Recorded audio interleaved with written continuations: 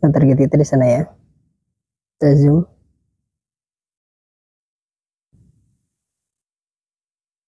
Nah, itu ya.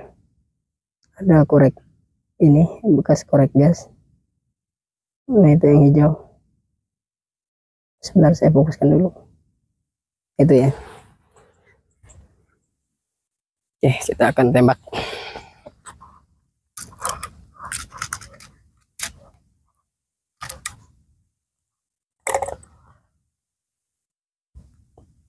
Coba tembakan pertama.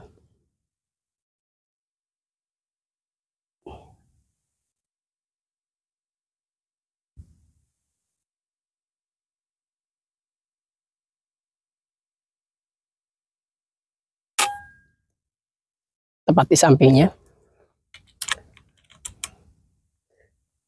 Kita tembak lagi.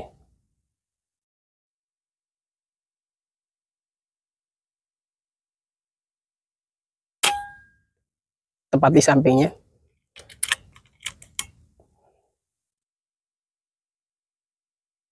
Kita tembak lagi.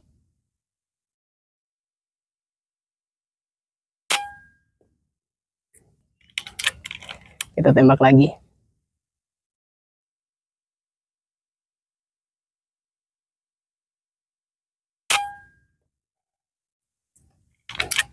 Tembak lagi ya.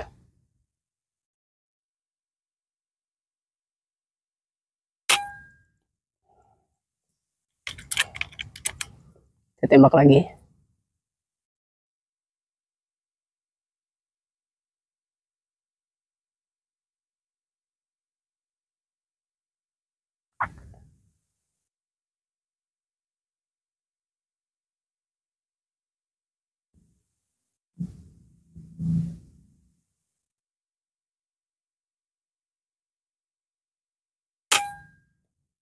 Nah, itu ya. Kita tembak lagi.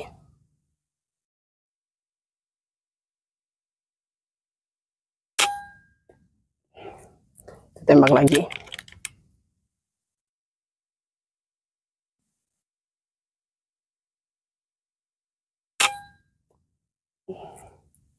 Tembak lagi.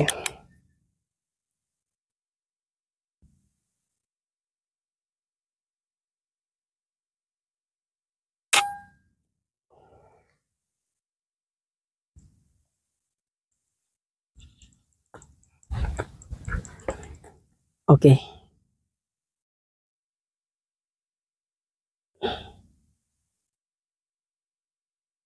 Kita lepas dulu kameranya.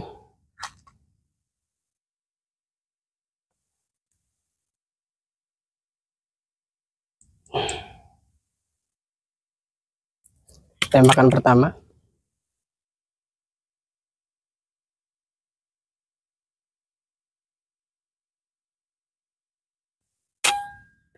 Nah, itu kena ya. Nah, di video tadi kita sudah melihat ya, akurasinya jelek. Jadi ceritanya ketika saya setelah laras itu di lapping, akhirnya cocok mimislung, dan kekurangan mimislung itu harus didukung dengan power senapan yang lumayan kenceng ya. Akhirnya saya main setelan power. Setelan power itu saya kencengin lagi. Beberapa kali atau beberapa hari akurasi senapan sangat-sangat bagus pakai mimislung gitu ya. Cuma setelah beberapa hari saya tes di 100 meter lagi, ternyata hasilnya seperti itu, ngacak ya. Setelah saya tembakan ke langit, normal, mimis itu normal, dia lurus terus menukik, itu normal, jadi tidak spiral, cuma dia ke kanan ke kiri, ke kanan ke kiri, seperti itu. Mungkin teman-teman pernah mengalami hal tersebut ya. Jadi akurasi atau gerak peluru di udara itu normal, tapi perkenaan ngacak atau tidak stabil seperti itu. Ternyata pas saya cek, masalahnya ada di pervalve ya. Masalahnya ada di pervalve. Nah, ini. Untuk lebih jelasnya langsung next ke video ya. Nah, karena pervalve itu adanya di dalam ya, jadi sebelum kita buka ruang valve, terlebih dahulu kita mengosongkan angin yang ada di dalam tabung ya. Dan ini harus, karena ini safety. Jadi samping kalau masih ada angin tidak bisa dibuka, tentu menghindari kecelakaan kerja ya. Karena PCP kan senapan bertekanan tinggi, jadi ketika mau membuka rumah valve, maka angin harus dinolkan. Biasanya saya kalau mengenolkan angin itu diputar dari Cooper ya, bisa juga dari manometer, cuma biasanya lecet kalau ngebuka dari manometer. Karena kan teman-teman itu ada yang kurang suka kalau senapannya lecet seperti itu ya, termasuk saya sendiri. Nah, ini angin sudah nol ya. Nah, setelah saya buka dan saya cabut ya, nah ini penampakannya. Benar, ternyata per valve-nya bengkok. Ini ya, sebentar saya fokuskan dulu. Nah, ini ya, dia bengkok. Jadi ketika ditekan atau dihentak oleh hammer, nah dia keluar angin itu tidak stabil. Nah ini, nah di sini kita harus menggantinya ya. Kita ganti per valve-nya, karena per valve ini sudah tidak bisa digunakan karena ini kan bengkok. Ini senapannya saya bongkar total.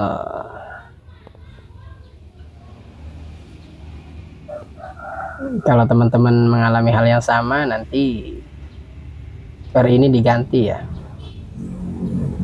Nah, ini sampai bengkok seperti ini. Nah, coba saya ukur ya. Nah, yang kuning ini dudukan per valve atau tutup per valve. Nah, itu antara ID lubang dudukan per valve yang ada di tutup valve-nya, dia lebih besar dari OD per valve-nya ya, jadi oblak. Nah, seperti itu. Nah, ini kan oblak, dia per valve-nya lebih kecil ya, terlalu kecil, jadi pas waktu ngeduduk itu dia tidak presisi, akhirnya ya bengkok seperti itu. Nah, ini per valve yang baru ya, saya ukur yang OD dan ID-nya sama, akhirnya press seperti ini presisi ya. Nah, ini tidak jatuh. Nah, ini dia lebih besar. Tapi untuk teman-teman yang mau ganti per, saran saya langsung ganti ke Misumi saja ya, karena per Misumi itu dia daya tekannya lebih stabil dibanding per lokal. Nah, ini perbedaannya ya. Ini per valve bawaannya yang sebelah kiri, dan yang sebelah kanan ini per valve yang akan kita pakai. Nah, karena nanti kita pakai per yang lebih besar lingkarannya, nah lingkaran besinya nanti kita ukur kekuatan ininya, kekuatan tekanannya, usahakan dapat yang sama. Nah, makanya di sini saya sedikit agak potong, tapi dapat tekanan per valve yang sama. Jadi nanti keluarnya angin pun akan sama seperti saat memakai per valve bawaannya ya. Nah, itu kan per valve bawaannya ya oblak seperti itu, jatuh. Oke, di sini saya ukur dulu ya antara OD per valve bawaan dan per valve yang baru. Nah, ini saya ukur dudukannya dulu. Ini dudukan per valve yang ada di tutup valve-nya. Nah, dia ID-nya 10,1 10,2 ya, sekitar segitu. Nah, sementara per valve bawaannya dia OD-nya 8,3 8,4. Nah, ini sangat oblak pasti ya. Nah, ini per valve baru udah saya potong, dan potongannya sudah dapat tekanan yang sama seperti per valve bawaannya. Nah, saya ukur 10,1. Nah, 10 pas. Ini OD 10. Nah, ini jadi per valve ini beda kan. Nah, itu harus diusahakan harus masuk ke dalam rumah valve itu dia presisi. Nah, sesak seperti ini. Sebentar saya masukkan. Nah, ini ya. Nah, dia tidak jatuh. Nah, ini.